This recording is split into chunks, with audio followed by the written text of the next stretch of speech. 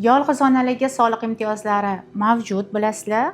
Faqat ajrashganlar yolg'iz onalarga kiradimi, yo'qmi? Videoni oxirigacha ko'rsangiz bilib olasiz. Soliq kodeksi 380-moddasiga ko'ra, ish haqini har oyda 1.41 mirod qismi imtiyozli bo'ladi va undan daromad solig'i ushlanmaydi. Bu yolg'iz onalar uchun va beva ayollar uchun belgilangan imtiyoz. Endi yolg'iz ona deganda kimni tushunamiz? Bola tug'ilishi momentida qonuniy nikohda bo'lmagan ayolni biza yolg'iz ona deymiz. Bunaqa holatda bola tug'ilgan paytda ayol ariza bilan murojaat qiladi va ayolning familiyasi bo'yicha bolaga familiya beriladi. Ayolning ko'rsatmasiga ko'ra otasining ismi yoziladi va millati yoziladi. Guvohnoma olingan paytda farzand tug'ilganligi bo'yicha agar shunday rasmiylashtirilgan bo'lsa, ona qonuniy nikohda bo'lmasa, bu imtiyozni qo'llash uchun bu yolg'iz ona hisoblanadi va bu imtiyoz qo'llash uchun kamida 2 ta voyaga yetmagan farzandi bo'lsa,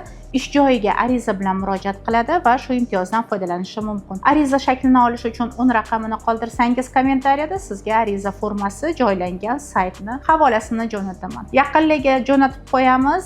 Bu ular uchun pulni tejash imkoniyatlaridan biri.